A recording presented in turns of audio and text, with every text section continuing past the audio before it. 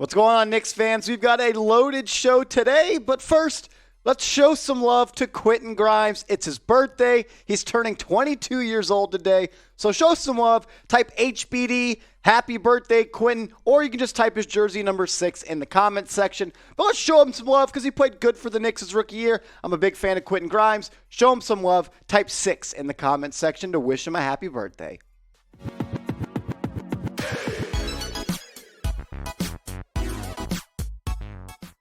Welcome into New York Knicks Now by Chat Sports. I'm your host, Marshall Green, and in today's show, we got some free agency rumors to get to, some around a potential point guard target if one's like Jalen Brunson or Donovan Mitchell or De'Aaron Fox or Damian Lillard doesn't go through. And then what about if the Knicks went and signed John Wall if he is released by the Houston Rockets? We'll talk about that in a second.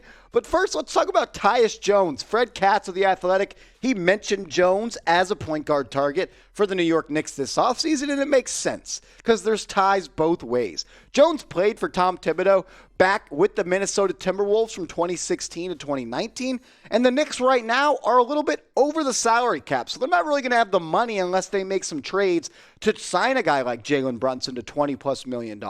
But they do have the mid-level exception, which is 10.3, and the biannual exception, which is $4 million, and I think Tyus Jones falls into that mid-level exception market. And look, when Tyus Jones started, the Grizzlies went 19-4 in the games that he played for Ja Morant. Tyus Jones started 23 games last year, and he played really good in those games. Averaged almost 13 points per game, almost 7 assists, 45% from the field, and almost shot 40% from deep. The thing I love about Tyus Jones is he's a winning basketball player that's really smart with the ball in his hands. He's just 25 years old, and he set an NBA record for best assist to turnover ratio this season with 7.4 assists to 1 turnover in 73 games, and he set that record and led the league in that for the past 4 seasons. Per 36 minutes, Jones averages 7.5 assists per game and just 1 turnover. He's an efficient player. He's someone that likes to get his teammates involved. And when you shoot 40% from 3, you're going to have a spot in the NBA for a long, long time. Fred Katz, who wrote that article about the Knicks point guard targets, he said that they may have to pay 3 years, $36 million to $42 million for Tyus Jones. That's a little bit more than the mid-level exception, but that's kind of the price range I think he's going to go at. He's regarded as possibly the best backup point guard in the NBA, and a backcourt duo of Emmanuel Quickly and Tyus Jones, if it doesn't work out for the Knicks, say when you go big game hunting and big star fishing, that would be a solid deal for me. But what do you think? Is 3 years, $36 million too much for Tyus Jones? He's never been a long-term starter, but when he's played in those spot starts, he's played well. We showed you the numbers. The Grizz, they were 19-4 in those games without Ja Morant. They're a good roster, but Jones, he held down the ship for sure. But let me know. Type Y for yes or N for no if you would sign Jones to a 3-year, $36 million deal. The Knicks, they're going to make a move for a point guard this offseason. With question marks around Derrick Rose and the ankle injury that he sustained this past season, the surgery and the setbacks, they've come back up. And look, you can't roll with Alec Burks to be your starting point guard again. It doesn't seem like Kemba Walker is going to be on this team anymore. And maybe you don't want to give up assets in a trade for Donovan Mitchell. You don't want to give up on Quentin Grimes. You don't want to give up on Emmanuel Quickly. You want to keep your 2023 first-round pick. So if you want to do that and just spend cap money, I think Tyus Jones would be a good backup plan. Look, it's going to cost a lot of money to get Jalen Brunson, someone I'm really high on. I loved what he did in Game 3 of the Western Conference second-round playoffs in the Mavs series. I like him a lot. But are you willing to pay $25 million per year for Jalen Brunson? That's a lot of money. When you can get Tyus Jones for about $10 to $12 million, maintain cap flexibility and health going forward, and you wouldn't have to give up assets in a sign and trade. Look, these are the guys the Knicks are going to be able to target this offseason, and there's more names than just on this list. You got DeJounte Murray, Jalen Brunson, Colin Sexton, Tyus Jones, Anthony Simons, who's a restricted free agent, so you'd have to overpay for him. De'Aaron Fox, I don't even know if the Kings would trade him anymore. Malcolm Brogdon, he most likely will be moved. Donovan Mitchell, I think he's going to get traded. Maybe you want Ricky Rubio, Dennis Schroeder. What about Goran Dragic, DeLon Wright, Patty Mills? It's not the best free agency and trade market class for a point guard. So I think Tyus Jones would be a solid player for the Knicks to go after and someone that is reasonably priced, and you wouldn't have to give up a lot of assets in that type of deal where you sign him and you don't have to trade anything. But I just showed you 10 guys and named 4 others. Maybe one of those guys will be the point guard for the Knicks next year. I don't know. If I had a crystal ball, I'd rub it like a genie, and I would tell you who it's going to be. But I want to take the pulse of all Knicks fans right now. Who do you want to be the starting point guard for the Knicks next season? Let me know in the comment section right now.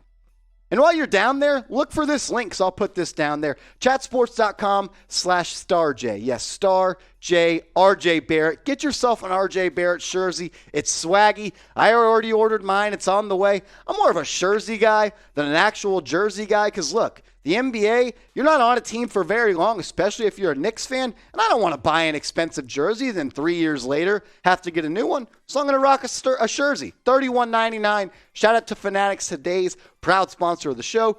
Get hooked up with them. Get yourself an RJ Barrett jersey. Just go to chatsports.com/StarJ. What about signing John Wall? You can't see me right now, but I'm hitting the Dougie. All I'm saying is this was brought up by Fred Katz in that point guard target article he put on The Athletic over the weekend, and it makes some sense and then some not some sense. We'll break it down. Wall, he could be bought out by the Houston Rockets. It doesn't sound like there's been any traction or anything leading up to that. He's owed $47 million this year. He got paid $45 million last year not to play. The team mutually agreed for him to be away from the team and not to play. He didn't want to play for a tanking team like the Rockets. The Rockets, they didn't want him around a tanking team. And look, he's played in just 113 games the last 5 seasons due to injuries, due to not wanting to be played by the team. Look, I'm passing on this. Been there, done that. Ever heard of Kemba Walker? We signed him after he was bought out by the Oklahoma City Thunder when the Celtics traded him to OKC in that Al Horford deal. Look, the Knicks, the time is to move forward with the youth, not move backward and go try to find a point guard that was once an all-star player, and that's what John Wall was. He was a great player in the NBA for a while, but since he ever stood up on the scores table in the Eastern Conference playoffs when he hit that game winner like he was Kobe Bryant, he's washed. He's not the same player he once was. That's what happens when you're a 6'4" athletic scoring guard when you lose your athleticism. He was great because he was an elite athlete. He's not that anymore because of those injuries. I like him as a player, but when you have young guys like Emmanuel Quickly, and you have other young players on this roster, RJ Barrett, Quentin Grimes, Cam Reddish, Jericho Sims, build around the youth. You don't have the minutes to be saying, you know what, we don't want to give the minutes to Quickly. We want to give it to John Wall because he's a big name and he's been there and done that. Thing is, he's done that. He's not doing it anymore. He's not an elite player anymore. Trust the young guys. Let the young guys cook. If all else fails, let Emmanuel Quickly be the point guard next year. What do you think about this one? If the Rockets bought out John Wall, should the Knicks sign him? You'd get him on a 1-year veteran minimum deal. It wouldn't be a lot of money, so there wouldn't be a risk about paying him too much money and he wouldn't play. This would be a sheer prove-it type of deal. I want to hear from you. Is it worth it to bring in John Wall? Type S for sign or type P for pass. John Wall, when he last played in the NBA, was in 2020 and 2021 when it was with the Houston Rockets, and he is just not the same player he once was. Sure, 20 points, 7 assists, that looks great, but what about 40% from the field and 31% from 3? He's not a winning player anymore. He's not efficient. He's not really a leader, and I'm not even sure a lot of people like playing with him. Bradley Beal didn't because John Wall wanted to be the star of the show. Look, why would I want this player to play when I have this player on my roster in Emmanuel Quickly, who's a young player, and when he started at the end of the season and in the final 22 games, when he just played 28 minutes a night, averaged almost 17 and 5 assists, and was very efficient. Shot 44% from the field and almost 40% from 3. Emmanuel Quickly deserves to have an opportunity to be the Knicks point guard.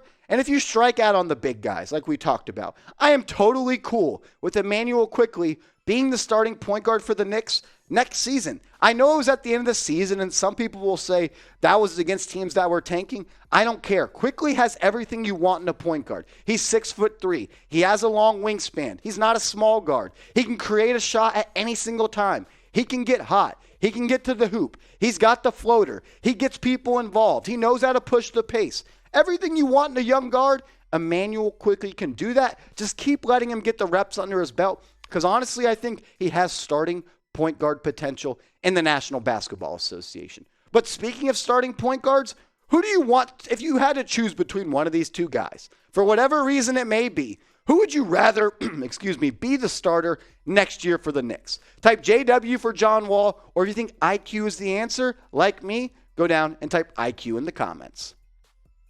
On our last New York Knicks video, I asked you guys to type NYK in the comments or me if you had your notifications turned on, and you guys answered the bell. So I'm going to be giving some shout outs to some loyal award-winning subscribers on today's show. Master Search, appreciate you. SB Grilla, Kareem Grant, Even Best, always in the comments section. Harry Ford Jr., Sen Surferino Guerrero, I'm butchering that. I'm sorry, Brody, but I appreciate you. Carlos Alonso, my guy. Shaquan from the 80s, always in the comments section. You're a real one. Roy Campbell, Rick, Hanson Black, Edward Chisholm, Eternal Knicks Optimist. Every time I see you down there, it's always a good time because you're always spicing it up. Ayo Spice, Lance Woods, what's going on, bro? LA, Sean Wilkinson, and Camaro Jarvis.